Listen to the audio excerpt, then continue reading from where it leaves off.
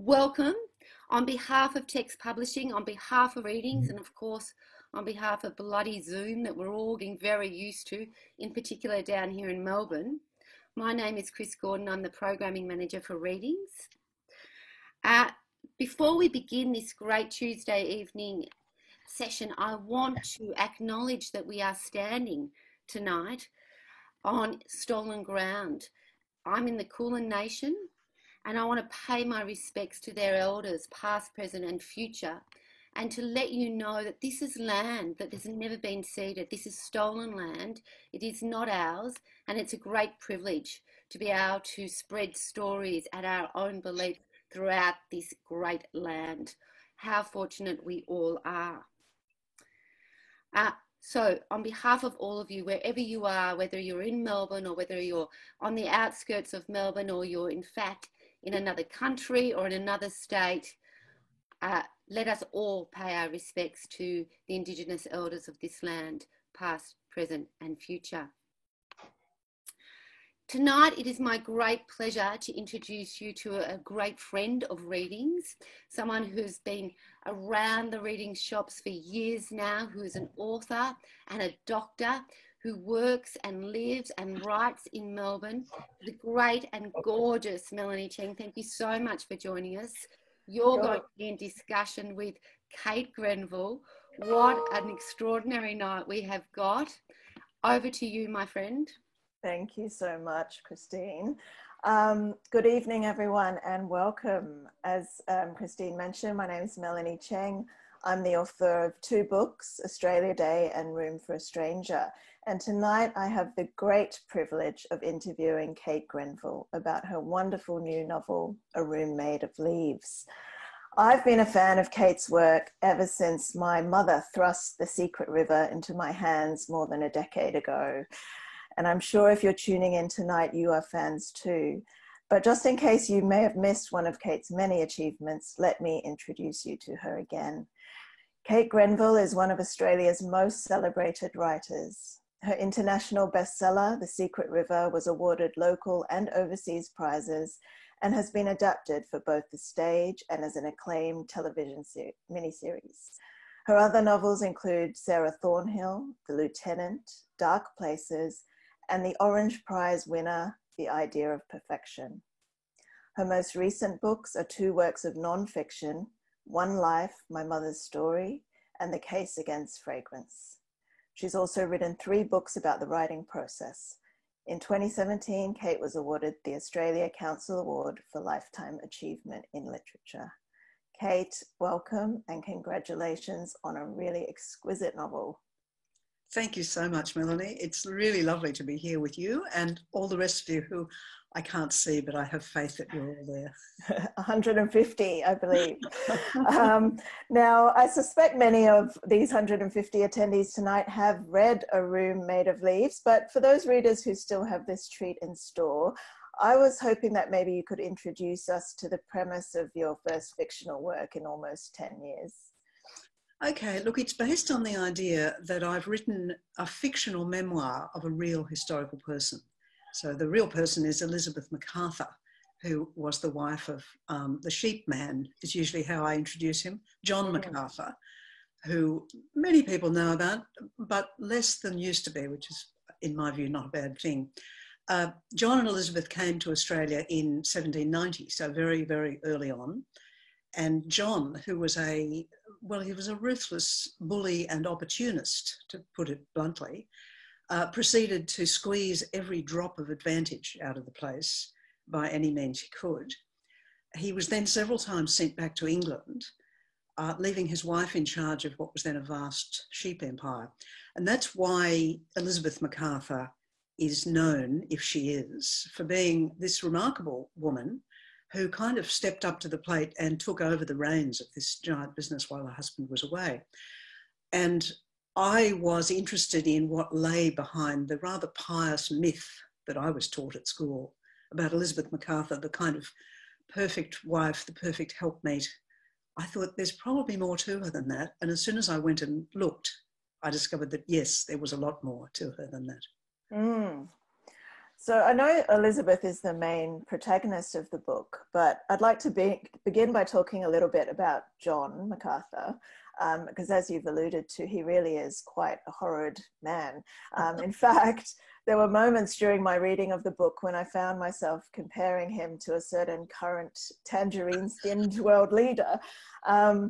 But what I really appreciated about your portrayal of him was that you didn't make him a monster.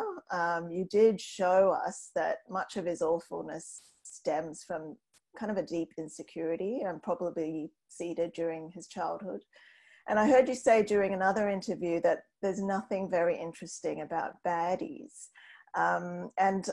It made me wonder if you think it's the role, maybe even the responsibility of a writer to ensure that even those most evil characters are kind of believable and fully formed, you know, individuals. Yeah, I think so. Personally, I don't find any kind of art that has goodies and baddies in the slightest bit interesting. Because for me, judging people or labeling them is entirely uninteresting.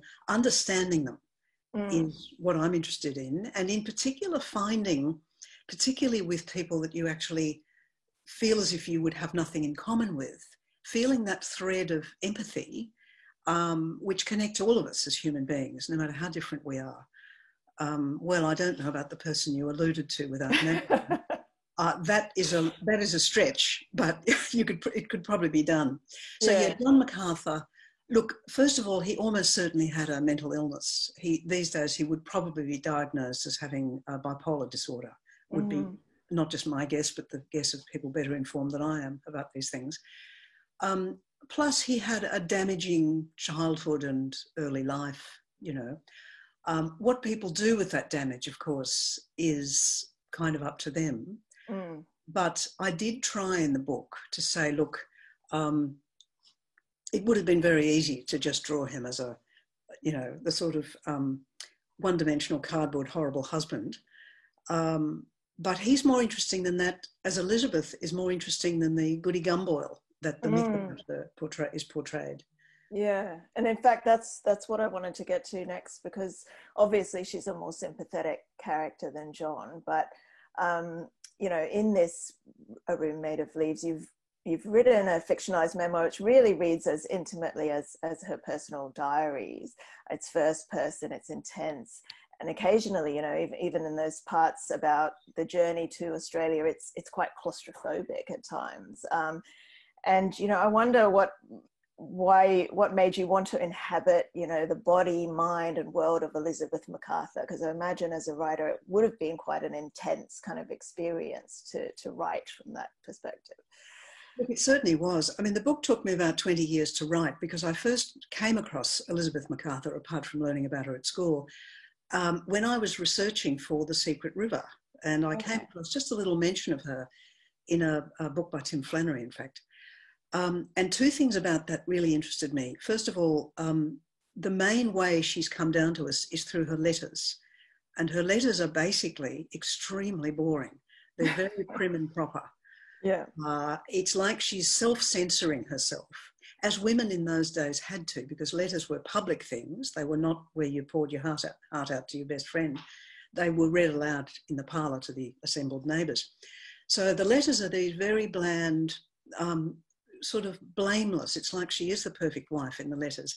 But when I read a little bit about her actual life, I thought, okay, her life was tumultuous and incredibly difficult, partly because of her husband and because of her situation. She was the wife, she was the daughter of a farmer in England. So she wasn't a lady, but she did get a good education. And she was approximately a contemporary of Jane Austen. So, you know, and she was actually brought up mostly in a clergyman's house, as Jane Austen was. So what you have to imagine is a Jane Austen heroine plunged into the squalor and violence and barbarity of Sydney in 1790. So when I read the Tim Flannery book, I thought there's something really interesting here. On the one hand, these very bland letters. On the other hand, a life which was anything but bland. There is a gap there. It's like the letters must be a mask, is what I thought. The letters are a mask. Who was the real person because she wasn't really, I know she couldn't have been what the letters portray her as being. Mm. And, you know, we talked about how John, you didn't demonize him, and in the same way you don't like goodies, you didn't canonize Elizabeth either in this memoir, which I really appreciated. And there's one scene in particular that I really loved, and it was when Elizabeth's enjoying some Ceylon tea procured by, you know, her well-connected husband, and she says, "I will not try in this account to make myself look better than I was. If I had to suffer the fact of being married to this man, I was craven enough to enjoy the fruits of his villainy." And, you know, I just love that, because I think it speaks to the way that all of us create these narratives to explain and justify the things that we do. And in particular, our complicity in evil acts. And, you know, with only having those kind of bland letters to go with, how did you kind of dig into the depths and find this, you know, really complex, nuanced character? Was there any hints of that? I just wonder, as a writer, how you got to her. There were just one or two moments in those dull letters when the mask slipped. And one of them, in fact, I think was in that same Tim Flannery book. She's describing how she got some lessons in astronomy from William Dawes, who, of course, I have written about in The Lieutenant. He was the astronomer with the First Fleet. So she wanted some lessons in easy astronomy. And she writes back to a friend in England, "I got the lessons in astronomy, but I mistook my abilities and I blush at my error." Now, when I read those 5 words, "I blush at my error," I thought, aha, this is the mask slipping just for a moment. When do we blush? We blush when we're emotionally and perhaps erotically involved. Our feelings are high, our blood runs high, it shows in our face. For a moment, we can't disguise the fact that my reading of this, and I'm actually not the only person to have read this into those words, there was a frisson of attraction. There was a definite erotic charge there. So that made me, you know, I lost faith in this book many times over the 20 years of writing it for all kinds of reasons. They were the 5 words I would come back to each time and think, yes, there is a story here. I'm having difficulty finding it, but I will keep going. And there were times when I felt as if Elizabeth MacArthur was kind of channeling herself through me. I know that sounds ridiculous, but when I came to the idea of writing the book as a pretend memoir, so the joke of the book is that I somehow miraculously came across a box of old papers that had been hidden in the top of an old house. And they turned out to be the secret outpourings of Elizabeth MacArthur's real thoughts. They were her secret memoirs that she'd written and hidden away for posterity. Now, of course, unfortunately, no such documents have ever, in fact, come to life or light.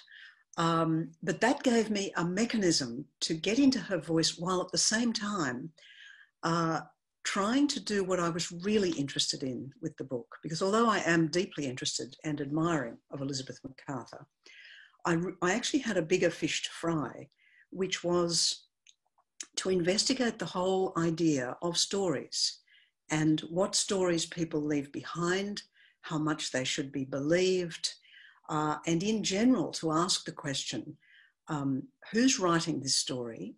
Who is their audience? What is their agenda? Why are they writing it? And that brings the story from the 18th century into the present.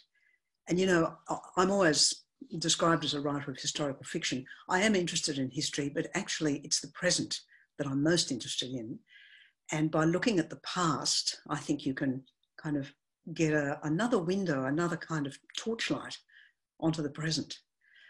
So in setting the book up as a series of kind of nested, you know, it begins with little bits of her real letters embedded in the book. Outside that, there's a little layer of fiction, then there's another layer of fact, another layer of fiction, another layer of fact. So I'm trying to kind of draw attention to the fact that, you know, stories shouldn't be trusted, no matter how interesting they are. For most of the 20 years that I was writing the book, my working title was "Do Not Believe Too Quickly." And that was actually my theme Yeah.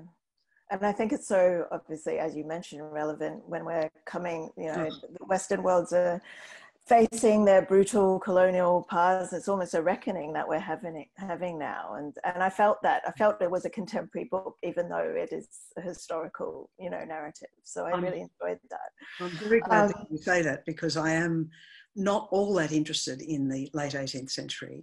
And I think yeah. there are urgent things to be said about the present.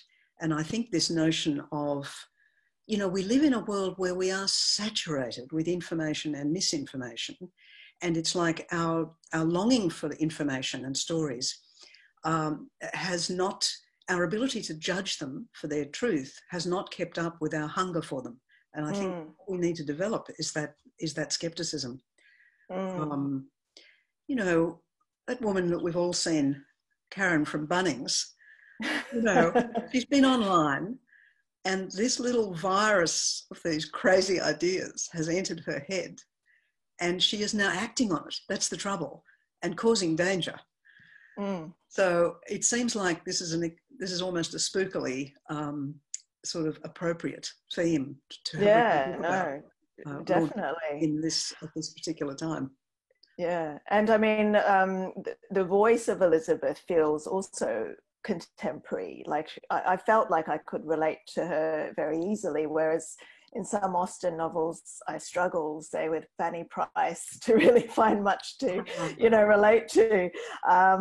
And she's a very sensual person as well. And I wanted to come back a bit to William Dawes, the character, because as you mentioned, this is a real man from that era, a scientist, astronomer, and a character who has recurred in a few of your novels. And I'm just intrigued. Why do you keep returning to William Dawes? And is Elizabeth's enchantment in part Kate Grenville's enchantment? Well, possibly. I mean, who knows what Dawes was? He may have been a very dull. I think what attracted me when I wrote The Lieutenant, what I was attracted to was the idea of a man who had been brought up saturated in British colonial philosophy, basically, and was part of the colonial project, that nevertheless some spark burned in him to know that that was not the right way to go. I mean, not only did William Dawes, he was the first person to properly attempt to learn the Gadigal language, not just as a set of words so that he could, get what he wanted, but to understand the grammar and the kind of soul of the language. And he did this through what was obviously a very respectful and playful and lovely relationship with several Indigenous people, but particularly a young woman called Pachagarang. Now that is an extraordinary, again, novelists love things that don't quite make sense. So this starchy soldier type, who was also kind of a bit nerdy, clearly, when you read his writings, he nevertheless had this extraordinary imaginative thing. Now, when I was writing the book about him, The Lieutenant, Elizabeth MacArthur was already in that a minor character. Because I had already read about her blushing at her error. So she had a little cameo part in The Lieutenant, which, for a reason that I now can't quite remember, I removed at about draft 20. And so she's no longer there. But the notion that these two people, because she did actually have lessons in astronomy, and she did, in fact, as is in the book, through Dawes, she would have met and related to the Sydney people who visited him and taught him their language. That's already a really interesting kind of counter story to the usual one. Here are two people who are part of the colonial project, but they are also prepared to step outside it. That again, at this moment in history, as you say, where we're trying to kind of tear apart, break open all those old colonial mindsets. These are two people who were doing it back then. And we can, I think, learn something from them, or at least our own sense of what we're doing can be expanded by watching what they did. Yeah. And building on that, in your acknowledgements, you write that as a non-Indigenous writer, I'm conscious of how easy it is in telling stories of the past to be blind to our own cultural blindness. And you thank various people, including Anita Heiss and Bruce Pascoe, for their help in advising you on some of the Indigenous aspects of the story. And as a fellow writer, I'm really interested to hear what that process of consultation was like. The process of consultation was not so much the people you've mentioned were very helpful in putting me in touch with the people of the Burramatigal and Gadigal peoples who it was very important for me to consult with them because I was telling a story that involved them. And for various reasons, I had found it difficult to just, work out almost physically how to do that. So they were very helpful. So they didn't actually advise me on any of those matters. What I did was to show the manuscript to the Metropolitan Land Council in Sydney, representing the Gadigal people, and the Darug Aboriginal Corporation, representing the Burramatigal people, who are the two groups I've mentioned specifically in the book. It's a courtesy. It's a courtesy. It's a mark of respect. I'm writing about people that they're descended from. So it was very important to me. But I would also say that my having done that and thanked them is not to say that they, have given the stamp of approval or anything like that. I wouldn't want to make that claim. Yeah, sure. There's a scene late in the book, which again, I really loved and which I thought was a perfect distillation of this colonial impulse to kind of possess things of mystery and beauty. And it's the scene where Elizabeth comes across a stick that's left behind by one of the Aboriginal women in Parramatta. And you write as her, there was an urge to keep it, to walk away, feeling it balanced in my hand, to take it home, show it to others, display it on a mantelpiece, steal some of its glory for myself. In fact, Elizabeth doesn't take the stick. She doesn't act on that impulse, but she does describe feeling shame at wanting to do it. And that capacity for self-reflection, I don't know, of course I wasn't there, but I imagine it was probably quite unique amongst the settlers. And I wonder, you clearly gave the fictional Elizabeth this kind of trait of this capacity to reflect. And was there any evidence of that in your research or letters, or is that something that comes from you that you've given to her? So I'm quite interested to know. It's interesting, I've often been asked whether I'm imposing a 21st century sensibility on an 18th century person. And I think the problem is it goes back to this notion of what stories we leave behind, what the record says. The historical record is a very partial one, and it privileges, for a start, what was written down, and it mostly privileges men's stories. So when we build up a picture, we say, would an 18th century person really have done this? Were they really that different from us? Is it just that they, for all sorts of reasons, were not, did not leave behind much record of that? Now, in fact, some historians have dug up the most astonishing things that cut against our stereotypes about those early settlers, for example. There was, for example, I think I read this in a Henry Reynolds book, a settler in South Australia who was so well aware that he was on, as Chris said in the beginning, stolen land, that every year he sent money to the British government with a little note saying, I know that I'm on Aboriginal land and this is what I consider an appropriate rent for this land. Please make sure it gets to the right people. Now you can imagine where it went. But the fact that he even had that impulse means that we tend to, there can sometimes be a monolithic stereotype about people of the past. In fact, I think they might have been as varied as we are. And when we make assumptions about who they were, we're making it on the basis of very partial evidence. And so perhaps we should give them, well, we might ask the question, in fact, can they be that different from us? And what might we have done in all our variety in that situation?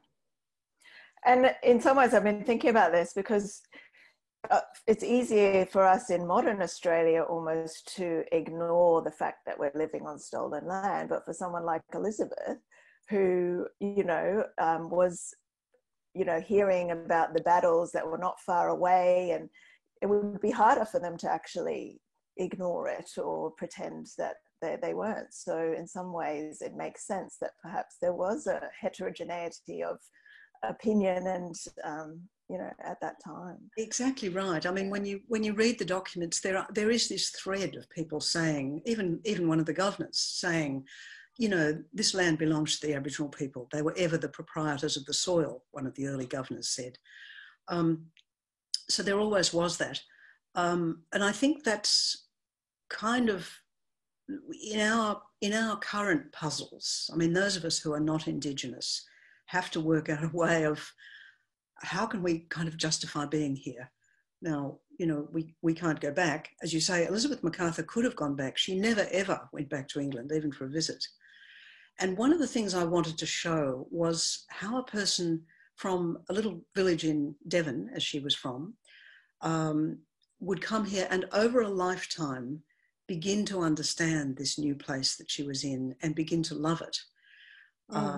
To such an extent that at the end she realizes that this is where she wants, this is home. It's where she wants to die and to become the dust of this place, not the place where she was born. I mean, it's the dilemma of every group of settlers on land that has been taken from other people, which is kind of the history of the human race, really. And now, at this moment in Australia, I think it's very important for us settler descendants to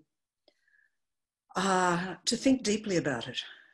And the first thing, I think, I have no great answers about any of that, but I do think the first thing we need to do is to truthfully tell the stories about what happened back then. And the other fabulous thing that's happening now, of course, is that Indigenous people are telling that story from their point of view. How was it for them? So that's what's never happened before. And finally, it is happening. And that is a huge step forward. I actually thought that, in addition to that theme of do not believe too quickly, that one of the other major themes was actually this notion of home and belonging, because yes, there's another line later on in the book where Elizabeth says, I belonged here now better than I belonged to any other sliver of the globe's mighty bulk.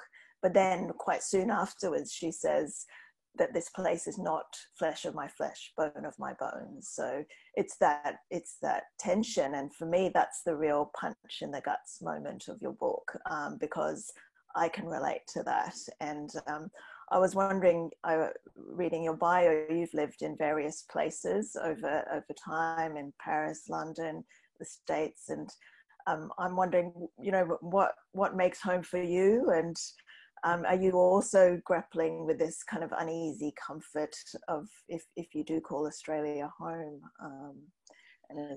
I certainly call Australia home, but it's not a comfortable place in a way for me. I think I'm still, look, ever since when I first started to write The Secret River, which was about the year 2000, and I was part of the walk across Sydney Harbour Bridge for reconciliation.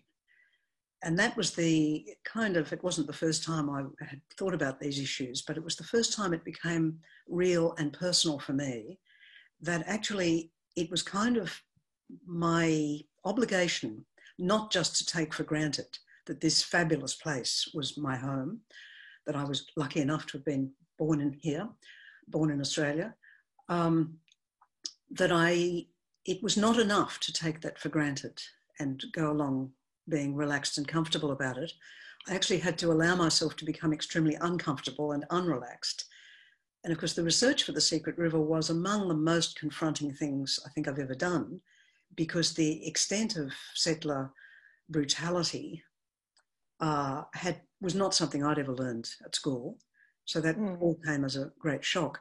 My own particular ancestor, I never found out what he did in relation to the Aboriginal people he displaced. I hope that he wasn't part of a massacre. But I have to accept the fact that it is possible. He may have been. So my sense of being home here is always tinged with, as I've given to Elizabeth MacArthur at the end of the book, I love this place as I could never love any other. And yet at the same time, I know that I've stolen it. I'm on stolen land, as we perhaps, as we say. And Elizabeth MacArthur at the end has exactly my puzzle. It is exactly our puzzle today. Yeah.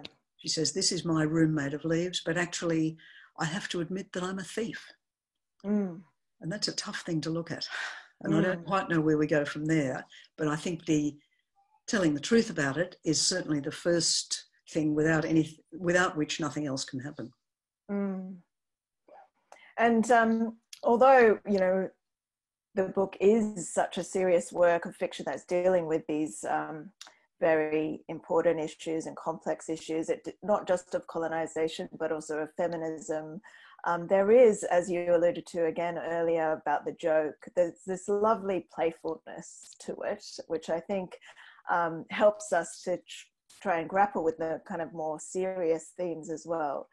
And that playfulness comes back to that invention of stories. And in these little touches and your recurrent pleas for us to not believe too quickly, I had this sense that I, as the reader, and you as the author, were kind of complicit in this game of truth and lies. And I mean, you said you spent 20 years writing it, but I do wonder if, because I got the impression reading it that it was kind of fun at times, like because of the joke and the playfulness. And I wondered, was it fun to write, or was it grueling, or was it, you know, what was your experience kind of the writing? Was huge. It was huge fun to write, because I knew that Elizabeth MacArthur, if you cracked open the shell of the perfect wife, I knew that she had to be an interesting person.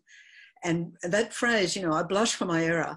I mean, that's her not only admitting that she's blushing for her error, but she's prepared to write it down. In other words, she's a person who can look at herself and be quite self-conscious about her own reactions. It's a very 21st century kind of self-consciousness. You know, look at me doing that. It's what we learn in psychoanalysis. So I knew that the woman I was going to discover was going to be a lot of fun to spend 20 years with, which certainly was. Yeah. In the draft, I discovered some new fabulous thing about her, which I would never have kind of come up with before. It was as if she was showing herself to me in little glimpses. There'd be a little scene here, a little scene there, and I would think, that too, okay. And I'd rush to the desk and, you know, start writing again. So it was enormous fun. I think I seem to need to always have a serious thread through all my books, but I also very much want to have fun writing them and give pleasure to the reader. And you know, sometimes people read my books without any sense of the slightly dark little thread that runs through it, and that's fine. I think that's terrific. It means that it's worked as a psychological study of an extraordinarily interesting person. And if that other thread is there at some unconscious level for them to maybe think about later, that's fine. It doesn't have to be, shouldn't be at the forefront of their reading experience. And given that it was 20 years in the making and you spent so much time with her, and I believe you worked on other projects at the same time. I did write 1, 2, 3, 4, 5 other books. So now, what does it feel like to be done with it, or are you done with it, and have, you know, Elizabeth MacArthur out in the world? Do you feel relief, or do you feel grief at leaving her? Or is she always with you? I'm just interested. Yeah, look, she is always with me. Look, the funny thing is sharing her with other people, as you say. And once you send a book out into the world, you have to accept that every reader reads a slightly different book, because they're reading it through the matrix of their own experience of life and so on, their own value system. So they're all going to read a different book. and that's a bit like sending a child out into the world. They have to, you know, they are their own person, and you've done what you could to you know, give them what they needed to begin with, and after that you have to let them go. You know, but my relationship with her is unchanged by any of that. So she's a friend that I will always have. I do feel that she's like a real person that I have got to know and like immensely, and could explore her character further. I don't think I will in another book, but you know, she's so full that she's not finished yet. This book isn't the finish of her. Yeah, I like the analogy of children, because my children are just small, and I'm trying to imagine how I feel when they leave home, and I think it would be a bit of relief and a bit of grief kind of all mixed in together. So you mentioned about how many projects, you're very prolific, and I imagine you must have something on the go right now, and I'm sure everyone would love to know what Kate Grenville is working on at the moment. Well, look, it's a difficult question, because I have, you know, this book, it has been difficult to let Elizabeth MacArthur go. And of course, she's only been out in the world about a month. So I still open the book and read her with a sense of discovery, really. So, and of course, I'm starting to get responses from readers, which is fantastic. That's another whole dimension of that. Look, I have several. This is by way of evading your question, frankly. That's okay. Maybe it's. I know everything in the literary world's embargoed, so feel free to keep it close to your chest. There are projects, but I think I might. You know, you can kind of frighten a project away. Yes, I find that too. It ruins the magic of it when you start talking about it. A raise of the eyebrow for me can put me off if, you know, when I'm describing my next project, that can completely kill it. Exactly. Yes. Well, I'm getting some chat messages from Christine, so I think we are almost out of time. But I'd like to finish by saying that whilst this may not feel like a book launch in the kind of traditional sense of the word, I would like us to kind of, wherever we may be, kind of raise a glass. I'm sure everyone has one quite close at hand, and make a little toast to Kate's fabulous novel. It will delight you, and it will keep you company during lockdown, but it will also make you think deeply about home and belonging and our hidden and brutal colonial past. And though Kate implores us to not believe too quickly, I would like you to please believe me when I declare that you will adore this book. It gives me really great pleasure to officially launch A Room Made of Leaves at Readings Melbourne. And thank you, Kate, and congratulations on a really wonderful book. Thank you, Melanie. It's been such a pleasure talking with you. It really has. Thanks. It's a highlight for me. Thank you. Okay. To you, Dr. Melanie Cheng, I raise my glass. Thank you so much for asking such a beautiful, articulate question. In my wildest dreams, I couldn't have imagined being so beautifully presented like you have. Kate, it's such a pleasure to meet you across the screens. I know that so many of our watchers here tonight feel exactly the same way. To you, Miss Grenville, thank you so, so much for the years and years of entertainment you have given me and you have given Australia and the wide world. You are a complete treasure. On behalf of Readings, on behalf of Text Publishing, to you both, thank you so, so much. Thank you, Kate. And thank you to Readings. Thank you, Readings.